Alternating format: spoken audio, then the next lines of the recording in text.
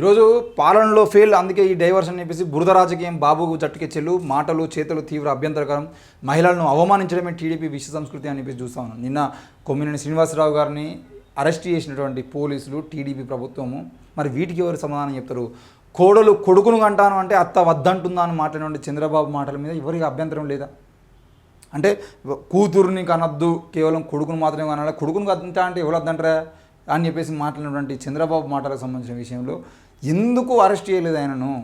ఇక బాలకృష్ణ గారు ఏమన్నారు, ఆడది కనిపిస్తే ముద్దైనా పెట్టాలి, కడపైన చేయాలని చెప్పేసి బహిరంగంగా ఆయన ఒక ఈవెంట్లో అన్నాడు. ఈవెంట్లో బహిరంగంగా ఆడది కనిపిస్తే ముద్దైనా పెట్టాలి, కడపైన చేయాలని చెప్పేసి మాట్లాడినట్టు బాలకృష్ణను ఎందుకు అరెస్ట్ చేయలేదు? ఇంతకన్నా దారుణమైనటువంటి మాటలు ఆ కొమ్మినేని శ్రీనివాసరావు గారు ఏమైనా మాట్లాడిరా? ఆ డిబేట్లో ఆ విశ్లేషకులు మాట్లాడిన వాటికి మీరు జర్నలిస్ట్ని అరెస్ట్ చేశారు కదా. మరి ఈ కార్యక్రమంలో బాలకృష్ణ మాట్లాడినటువంటి మాటకి ఈవెంట్ మేనేజర్లను కానీ, ఈవెంట్ పెట్టినటువంటి వ్యక్తులను కానీ, ఆ ఈవెంట్ కోఆర్డినేటర్లను కానీ అరెస్ట్ చేసిరా?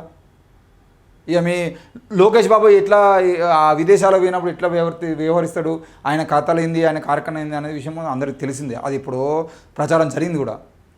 అసలు ఏం జరుగుతుంది ఆంధ్రప్రదేశ్ రాష్ట్రంలో మహిళలకు సంబంధించిన విషయంలో? ఈరోజు ఆ కొమ్మినేని శ్రీనివాసరావు గారిని అరెస్ట్ చేసినటువంటి విషయంలో మేము పూర్తిగా ఖండిస్తూ ఉన్నాం. ఒకవేళ ఆయన మాట్లాడినటువంటి వాటికి ఉండేదంటే బహిరంగంగా క్షమాపణ చెప్పేటువంటి పరిస్థితులు, లేదంటే ఆయననే ఒక క్షమాపణ చెప్తూ అందులో జరిగిన తప్పిదం ఏదైతుందో తప్పిదానికి సంబంధించిన విషయంలో ఆయన మాట్లాడేటువంటి అవకాశం ఇవ్వాలి తప్ప ఆయన అరెస్ట్ చేసి కక్షపూరితంగా రాజకీయాలు చేయాలన్నటువంటి రాజకీయాలకు మేము వ్యతిరేకము.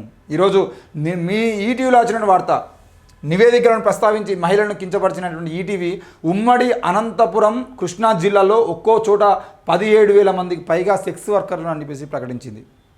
అనంతపురంలో 17,000 మంది, కృష్ణా జిల్లాలో 17,000 మంది, ఆ గుంటూరు జిల్లాలో 13,000 మంది, కర్నూలులో 12,000 మంది, ఆ అనంతపురం, కర్నూలు, చిత్తూరు జిల్లాలో అధికంగా పడుపు వృత్తి చేస్తూ ఉన్నారని చెప్పేసి బహిరంగంగా చెప్పారు కదా. మరి ఒక్కో జిల్లాలో 17,000 మంది సెక్స్ వర్క్ చేస్తూ ఉంటే, సెక్స్ వర్కర్లు ఉండేది ఉంటే వాళ్ళని సెక్స్ వర్క్ చేయకుండా బయట తీసుకొచ్చేటువంటి ప్రయత్నం మీ టీడీపీ ప్రభుత్వం కానీ, మీ చంద్రబాబు కానీ, పవన్ కళ్యాణ్ కానీ ఏమన్నా చేసిరా?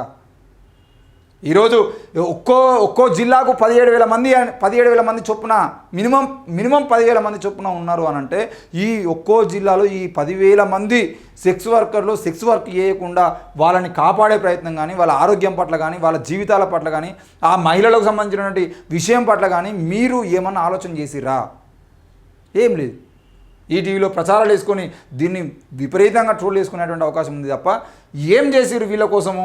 సాక్షి టీవీ ఛానల్ చర్చాగోష్ఠిలో ఆ టీవీ ప్రతినిధులు ఎవరు మహిళలను కించపరిచేలా మాట్లాడనే లేదు. ఓ స్వతంత్ర విశ్లేషకుడు టైమ్స్ ఆఫ్ ఇండియా అనే ఆంగ్ల పత్రిక ప్రచురించిన నివేదికను ప్రస్తావిస్తూ మాట్లాడారు.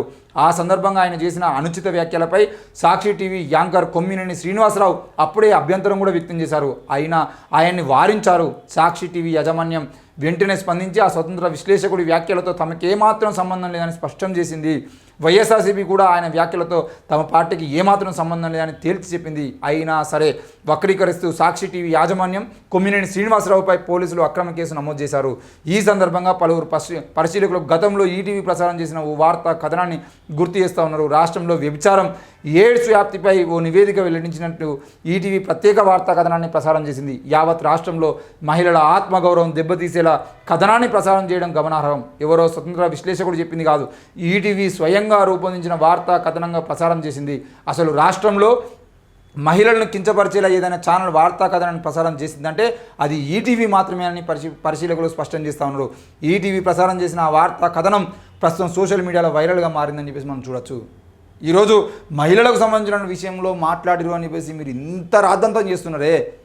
మీ పార్టీ ముఖ్యంగా మీ పవన్ కళ్యాణ్కు సంబంధించినటువంటి విషయంలో మీ పవన్ కళ్యాణ్కు మద్దతుగా ఉన్నటువంటి వ్యక్తి, జబర్దస్త్ యాంకర్గా, జబర్దస్త్ జడ్జిగా ఉన్నటువంటి రోజా గారి మీద మాట్లాడినటువంటి మాటలకు ఎవరు బాధ్యత వహించాలి?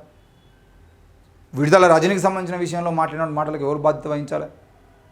ఈరోజు చంద్రబాబు టీంకు, పవన్ కళ్యాణ్ టీంకు నిజంగా మహిళలను గౌరవించేటువంటి పరిస్థితులు ఉన్నాయా? రోజా, ఆమె మాజీ ఎమ్మెల్యే, మాజీ మినిస్టర్గా ఉన్నటువంటి రోజా గారిని ఎంత హేళన చేసిరు, ఎంత ట్రోల్ గురి చేసిరు, మీరు ఎంత నీచంగా మాట్లాడిరు. ఆమె శరీరం గురించి మాట్లాడినటువంటి వ్యక్తులు కూడా మీ పార్టీకి సంబంధించినటువంటి కార్యకర్తలే కదా. మరి వాడిని అరెస్ట్ చేసే ప్రయత్నం చేసిరా? మీరు అధికారంలోకి వచ్చిన తర్వాత కూడా వాళ్ళని బూతులు తిడుతూ వాళ్ళని కామెడీ చేస్తూ వాళ్ళని కామెంటింగ్ చేస్తూ వాళ్ళ వ్యక్తిగత జీవితాలను బజారు పాలు చేసేటువంటి ప్రయత్నం కూడా చేశారు కదా. మరి వాటికి సంబంధించిన విషయంలో ఒక్కరిని అరెస్ట్ చేయలేదు? మహిళల మీద అంత గౌరవం ఉన్నటువంటి పార్టీ మీదైతే, మహిళల గురించి అంత ఆలోచన చేసేటువంటి వ్యక్తులు మీరైతే, మహిళల అభ్యున్నతి కోసం పాటుపడే ప్రభుత్వాలు మీ అయితే, ఈరోజు ఎందుకు రోజా గారి మీద కానీ, విడుదల రజనీ గారి మీద కానీ, వైఎస్ఆర్సీపీ మహిళా కార్యకర్తల మీద కానీ మీరు చేసిన ట్రోల్స్ ఏవైతే ఉన్నాయో వాటికి సంబంధించిన విషయంలో ఎవరిని ఎందుకు అరెస్ట్ చేయలేకపోయారు? ఒక్కనన్నా అరెస్ట్ చేసిరా? మీ ట్రోల్స్ వల్ల మీరు వైఎస్ఆర్సీపీ హయాంలో మీరు చేసినటువంటి మీ సోషల్ మీడియా చేసినటువంటి ట్రోల్స్ వల్ల చనిపోయినటువంటి మహిళల గురించి మీరు ఎవరు బాధ్యత వహిస్తూ ఉన్నాడు? ఈరోజు మహిళలకు సంబంధించిన విషయంలో మాట్లాడిరు అని చెప్పేసి మీరు విశ్లేషకుడు మాట్లాడిన దానికి ఒక జర్నలిస్ట్ అరెస్ట్ చేయడం అనేది సిగ్గుచేటు. మీ వాళ్ళు ఏకంగా ఛానల్స్ పెట్టుకొని ట్రోల్స్ చేసేటువంటి ప్రయత్నం చేస్తూ ఉంటారు కదా. వాడు జబర్దస్త్ నుండి వచ్చినటువంటి వ్యక్తి అయితే వాడు ఏకంగా కేవలం టార్గెట్ చేసుకొని వైఎస్ఆర్సీపీ మాజీ నాయకుల్ని, మాజీ ఎమ్మెల్యేలను, మాజీ మినిస్టర్లను టార్గెట్ చేసుకొని, ముఖ్యంగా ఆమె రోజునైతే విపరీతంగా టార్గెట్ చేసుకొని హింసించేటువంటి ప్రయత్నం కూడా చేసినటువంటి వ్యక్తిని మీరు ఈనాడు వరకు ఎందుకు అరెస్ట్ చేయలేకపోయింది? అంటే మీ టీడీపీ కార్యకర్తలకైతే ఒక న్యాయం, వైఎస్ఆర్సీపీ కార్యకర్తలకైతే ఒక న్యాయమా?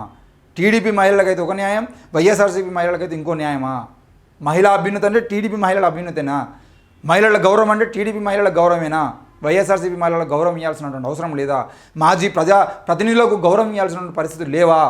టీడీపీ అధికారంలోకి వస్తే కేవలం టీడీపీ నాయకులకు మాత్రమే, టీడీపీ మహిళలకు మాత్రమే గౌరవం ఇస్తారా? బీజేపీ లాగానే మీరు కూడా చేస్తున్నారా? హిందూ మహిళలు మాత్రమే మహిళలు, ముస్లిం క్రిస్టియన్ మహిళలు కాదు అన్నట్టుగా ప్రవర్తించేటువంటి విధానానికి మీరు కూడా పూనుకుంటున్నారా? దయచేసి వీటన్నిటికీ నిజంగానే మీకు మహిళల పట్ల గౌరవం ఉంటే మీరు ఈరోజు ఛానళ్ళ మీద దాడులు చేసేటువంటి వ్యక్తులు అయితే మరి రోజా గారి మీద మాట్లాడినటువంటి వీడియోలకి మీరు ఎవరు సమాధానం చెప్తారు? మరి దానికి సంబంధించిన విషయంలో వ్యక్తిని ఎందుకు అరెస్ట్ చేస్తారన్న విషయాన్ని మేము ప్రశ్నిస్తూ ఉన్నాం. దానికి కూడా సమాధానం చెప్పాల్సిన బాధ్యత టీడీపీ ప్రభుత్వం మీద, కూటమి ప్రభుత్వం, ముఖ్యంగా పవన్ కళ్యాణ్ గారు. మీరు మహిళల కోసం బట్టలు ఇంపుకుండా అని వేసి మాట్లాడినటువంటి, మొత్తం ఊగిపోయి పూనకాలు చేసుకున్నటువంటి మీరు ఈరోజు ఎందుకు మాట్లాడతారు, ఎందుకు మౌనంగా ఉన్నారు అన్న విషయాన్ని మేము అడుగుతున్నాం. నీ కార్యకర్త, నీ ఫ్యాను, నీ అభిమాని ఛానల్ పెట్టుకొని మరి మాజీ ప్రజాప్రతినిధులను టార్గెట్ చేసుకొని వాళ్ళ వ్యక్తిగత జీవితాల మీద బురద చల్లుతూ ఉంటే మీరు ఎందుకు మౌనంగా మూసుకొని కూర్చున్నారు అనే విషయాన్ని కూడా మేము ప్రశ్నిస్తూ ఉన్నాం. నిజంగా మీకు మహిళల పట్ల గౌరవం ఉంటే మీ పార్టీకి సంబంధించిన కార్యకర్తలు ఎవరు కూడా మహిళల గురించి మాట్లాడకుండా మీరు ఫస్ట్ రూల్ పెట్టండి.